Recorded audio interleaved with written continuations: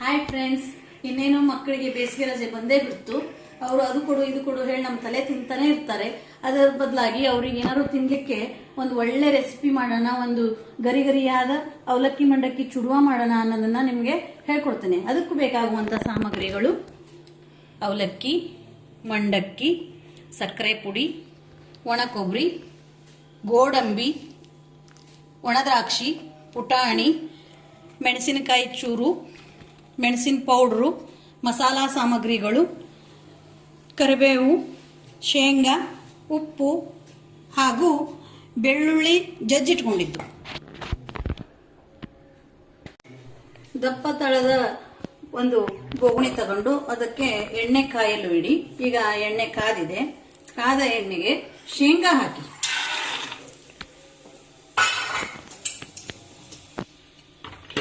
ಶೇಂಗಾ ಹಾಕಿ ಚೆನ್ನಾಗಿ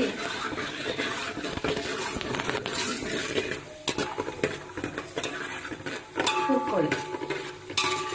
ಹಾಕಿ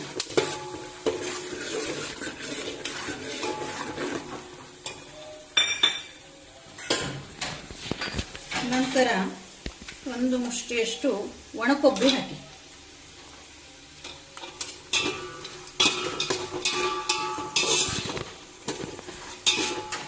ಚೆನ್ನಾಗಿ ಹುರ್ಕೊಳ್ಬೇಕು. ಪುಟಾಣಿ ಹಾಕಿ.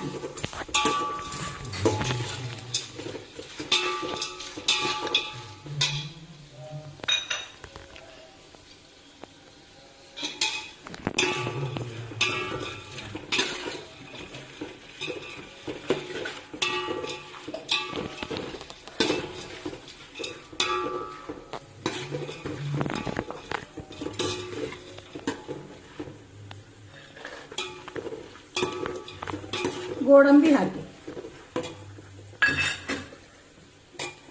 ನಂತರ ಕಟ್ ಮಾಡಿ ಇಟ್ಕೊಂಡಿರೋ ಒಣಮೆಣಸಿನಕಾಯಿ,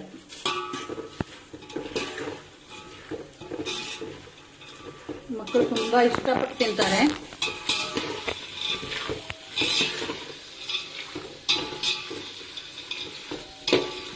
ಸಣ್ಣ ಉರಿಯಲ್ಲಿ ಲೋ ಫ್ಲೇಮಲ್ಲಿ ಇದನ್ನ ಫ್ರೈ ಮಾಡಿ. ಈಗ ಸಾಸಿವೆ ಹಾಕಿ. ನಂತರ ಜೀರಿಗೆ ಹಾಕಿ.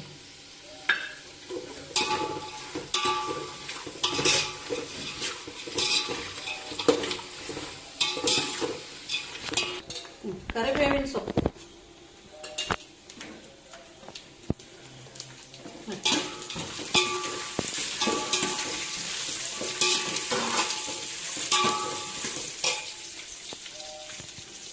ಬೆಳ್ಳುಳ್ಳಿ ಜಜ್ಜಿಟ್ಕೊಂಡಂತ ಬೆಳ್ಳುಳ್ಳಿ ಹಸ್ಕಲ್ ಪರಿಮಳ ಹೋಗಲ್ಲಿ ಹುರ್ಕೊಂಡ್ಬಿಟ್ರೆ ಸಾಕು.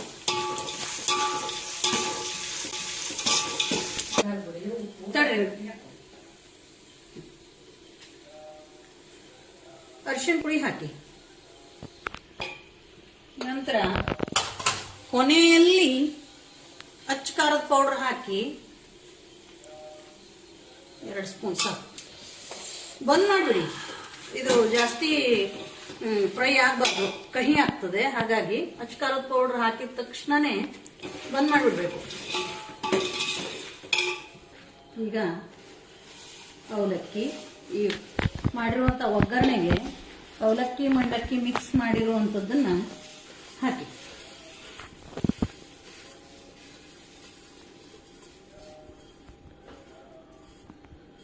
ಅವಲಕ್ಕಿ ಮಂಡಕ್ಕಿ ಮಿಕ್ಸ್ ಮಾಡಿರುವಂಥದ್ದನ್ನು ಹಾಕಿ ಚೆನ್ನಾಗಿ ಕಲಿಸ್ಬೇಕು. ಈ ಅವಲಕ್ಕಿ ಮಂಡಕ್ಕಿನ ನಾನು ಇವತ್ತು ಬಿಸಿಲಲ್ಲಿ ಒಣಗಿಸಿದ್ದೆ, ಬಟ್ಟೆಯಲ್ಲಿ ತೆಳ್ಳಗೆ ಒಣಗಿಸಿದ್ದೆ. ಹಾಗಾಗಿ ಗರಿ ಗರಿ ಆಗದೆ ಈ ಥರ ಕಲಸಿ ನೋಡಿ.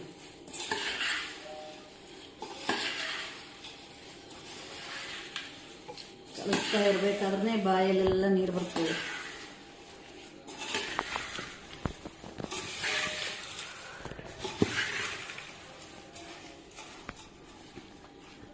ಈಗ ಇದಕ್ಕೆ ರುಚಿಗೆ ತಕ್ಕಷ್ಟು ಉಪ್ಪು ಹಾಕೋಣ. ಉಪ್ಪನ್ನು ಈ ಥರ ಕೈಯಲ್ಲಿ ಈ ಥರ ಹಿಂಗೆ ಮಾಡ್ಕೊಂಡು ಹಾಕಬೇಕು. ಉಪ್ಪನ್ನು ಪುಡಿ ಮಾಡ್ಕೊಳ್ಬೇಕು.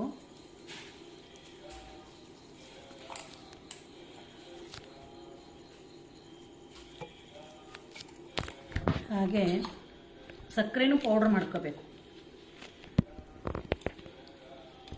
ಈ ಸಕ್ಕರೆ ಉಪ್ಪನ್ನು ಪೌಡ್ರ್ ಮಾಡ್ಕೊಂಡು ಈ ಥರ ಲಾಸ್ಟಿಗೆ ಹಾಕೋದ್ರಿಂದ ಆ ಆಯಿಲ್ ಅಂಶ ಕೈಗೆಲ್ಲ ಹಿಡಿಯೋದಿಲ್ಲ.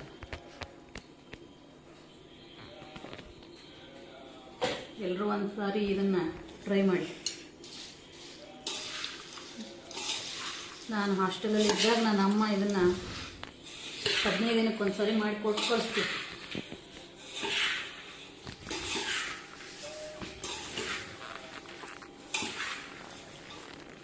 ಹದಿನೈದರಿಂದ 20 ದಿನದವರೆಗೂ ಹಾಳಾಗೋದಿಲ್ಲ, ಅದೇ ಟೇಸ್ಟೇ ಇರ್ತದೆ.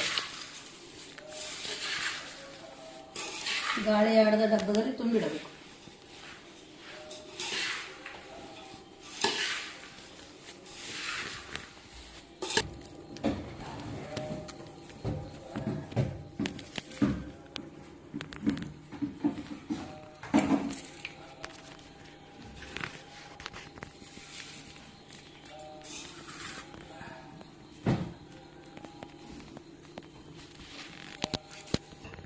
ಚಹಾ ಜೊತೆಗೆ ರುಚಿಯಾದ ಗರಿಗರಿಯಾದ ಅವಲಕ್ಕಿ ಮಂಡಕ್ಕಿ ಚುಡುವ ರೆಡಿ.